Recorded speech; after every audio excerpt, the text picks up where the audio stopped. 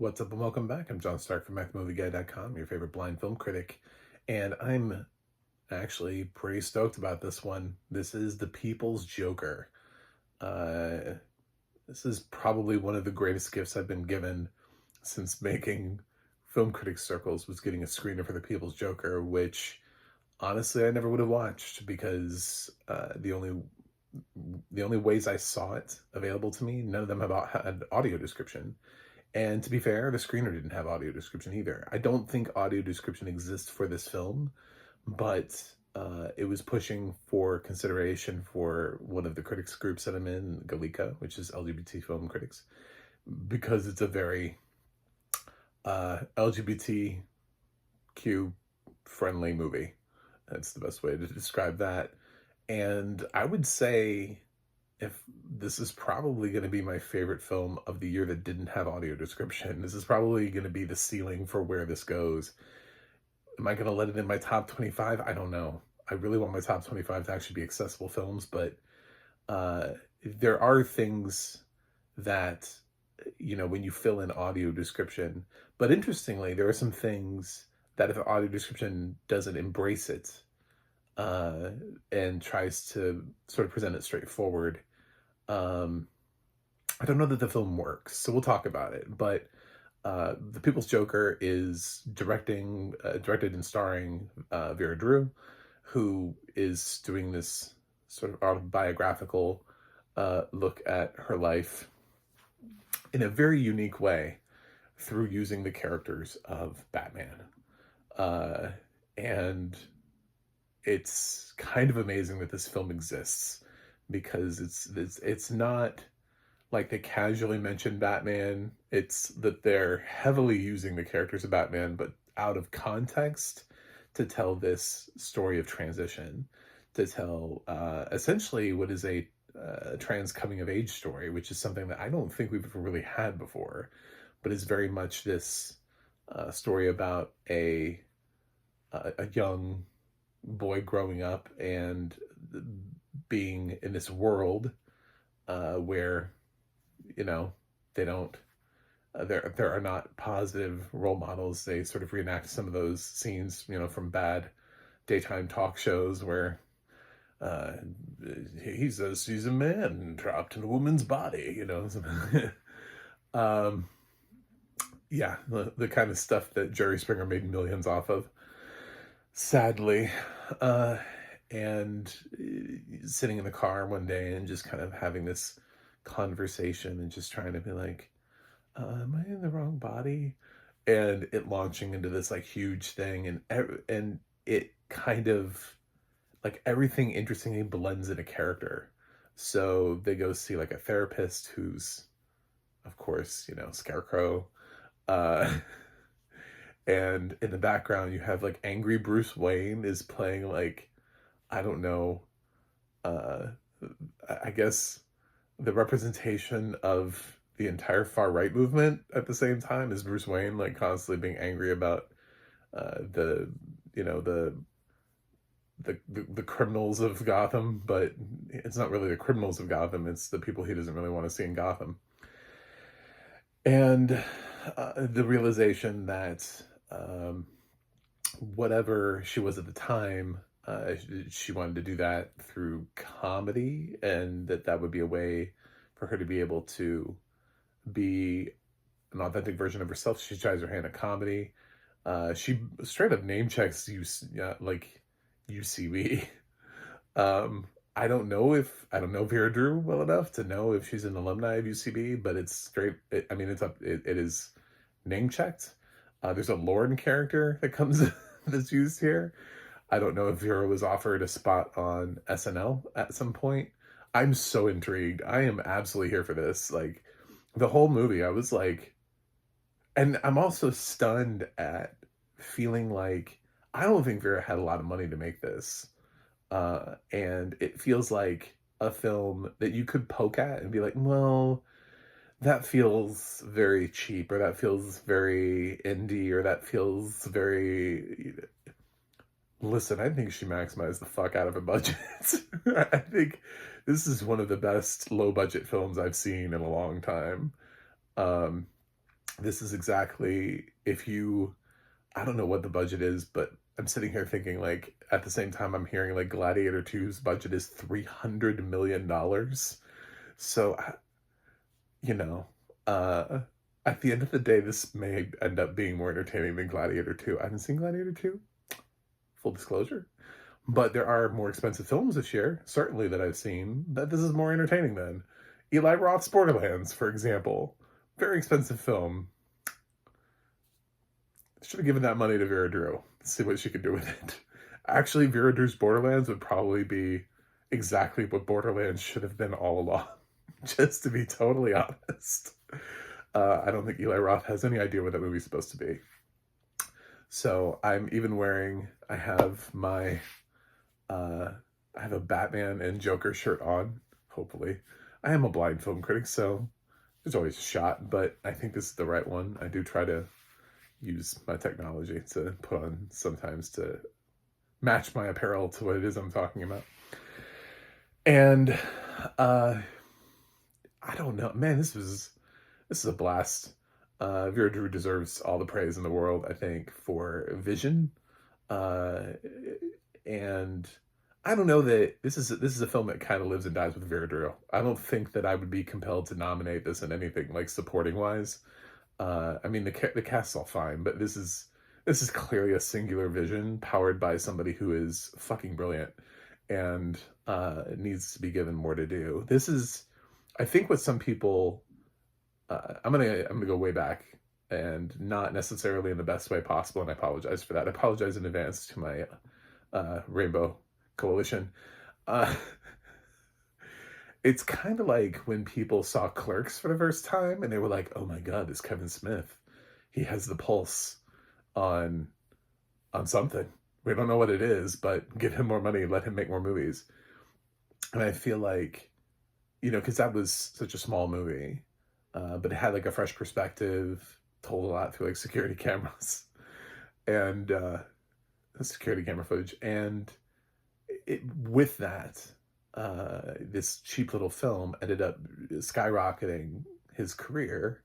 And I feel like that should happen. It's not going to happen because, like, he's a cisgender white male, and magic stuff happen for cisgender white males, but they don't necessarily for transgender females. And I get that. And that's sad because I would be so excited to hear that Vera Drew was working on something or was directing something, especially if it was something that I thought that needed a little bit of an off-kilter take on it, that needed somebody who understood what the product was, and was able to kind of pull that out and show the world like an atypical version of it.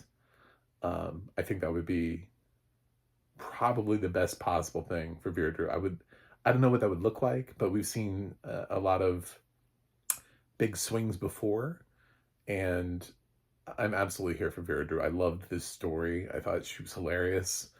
There's so many like little line drops in here. The problem is that and this is why I say about the supporting cast, is one of the only things about the supporting cast is when you have somebody who is such a bright light, such clearly the star of the film, when you have somebody who is such a singular focus, the supporting cast around them kind of just doesn't match. Tim Heidecker's in here, and I didn't even feel that. Like, I mean, props to getting Tim Heidecker in your film, but it didn't even register for me, because anytime they drifted away from the Joker, the Harley Quinn character, it was just every character just felt like they were kind of, I don't know, doing shtick, sort of, but not really in even like the most memorable or best way possible. Just sort of like almost there, like everybody is there just to support Drew's performance. Anyway, one of the reasons why so I thought about the audio description for this and what I would want from it. And part of the thing is, in some ways, this embraces the campiness of Batman. This isn't the super serious tone of Batman.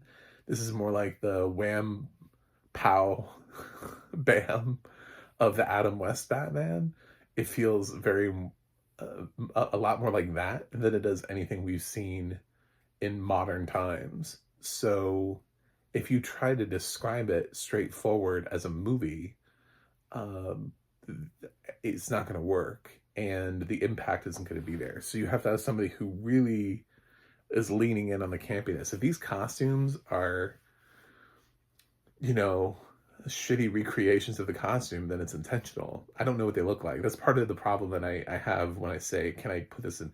Is because I lack the concept of the design, the look, the feel, the aesthetic. You know what I'm saying? Like, it's just, at this point, I'm going based off a script and actors' abilities to read script. that is that's what's like when you're blind, essentially, is that you're limited to that. And like sound editing, Dolby, that kind of stuff. Like, you've got that kind of sound mixing, I can, if there was a great original song here where they broke out into dance, and I would be able to tell you, but those are sort of what I'm limited to, are auditory experiences. And audio description brings me in on a visual experience as well, by letting me in on, almost like what feels like a secret.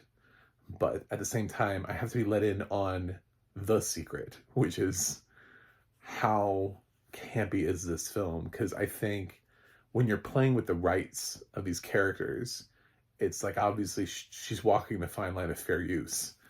And I have a feeling that a lot of these characters, while they're directly called who they are not walking in like super obvious costumes that look like that they were made professionally.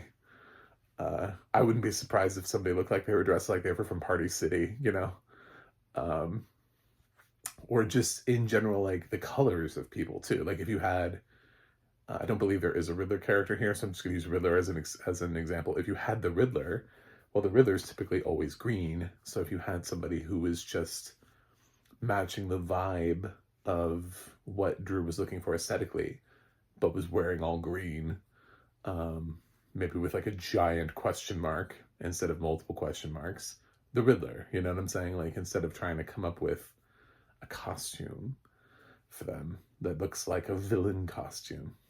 So I don't think there's like a lot of iconography going on here. This is going to piss some people off because I know this film didn't land with everybody, but I gave this film an A. I laughed my ass off. So what I would want for this film is the audio description team behind Dix.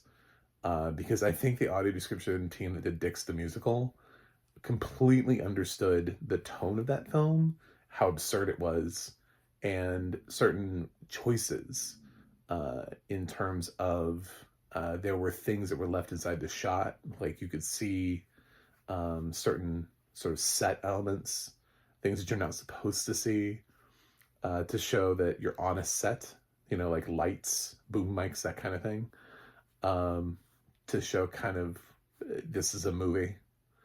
And I think, while I'm not sure that that's happening here, there's a certain wink, wink, nudge, nudge thing happening here. And it happened with Dix, so I think that's kind of, if I could have whoever wrote Dix the musical to do this one, I feel like maybe that would be the most successful, because you have to capture what Drew's vision is here. If you try to pull this straight forward, if you try to describe it without matching the tone, then I don't think it works. I think there's a way in which audio description here could feel sufficient, like it's passing on visual knowledge, but it's not really supporting what this movie is and what it's trying to say, and the voice of Vera Drew. So I enjoyed this film. I do wish it had audio description, but it has to have the right audio description.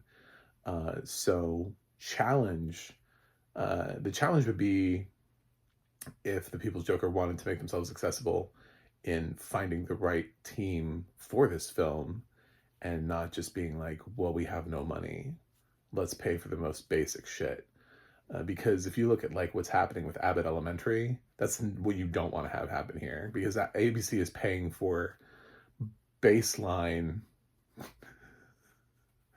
like functional audio description for an Emmy-nominated Best Comedy Series. And they're getting what they paid for.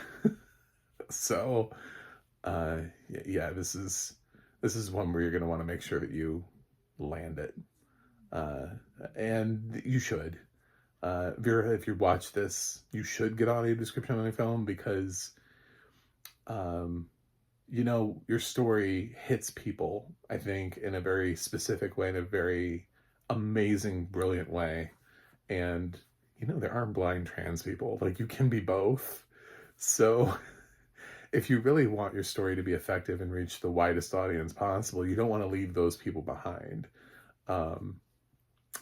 So that would be my wish for you, Miss Harlequin. Joker, or is it Miss the Harlequin? Yeah, I found this fascinating, and I'm really excited that I got to see this.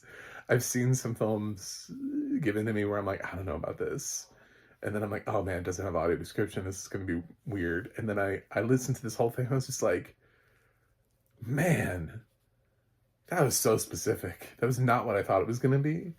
And even with the sort of like fourth wall breaks, you just got to get the right team in there. And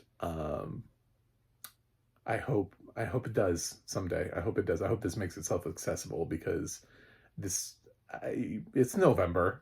We're close to the end of the year. As of right now, I would say this is my favorite film that I've watched without audio description this year. So, but is it going to crack the top 25 without me aesthetically knowing what anything looked like in this film? That's a tough order. I've seen, as of this recording, over 230 films. So, I don't know. But I did love this. And the only hesitation that I have in giving it an A is just the hesitation on not knowing anything about this from a visual aesthetic at all. Like nothing. I've nothing has been relayed to me from the film, and I feel like to give a film an A while you're missing like a huge chunk of it is really tough. So when I say that I'm giving a narrative feature, I would only usually do that to a documentary where sometimes you have a documentary where clearly the message is in the text and that is what it is. It's like a talking head documentary where they just get people together and they just talk about something that's really important and it's basic. And you can imagine that the visuals are just people sitting in front of a chair, like a camera on a chair. That's it. But aside from that, this, I need that little plot hole, that little puzzle piece is missing. So this is the highest grade I've ever expected to get. Usually I just go unwatchable, but I don't want to say that here. I really don't.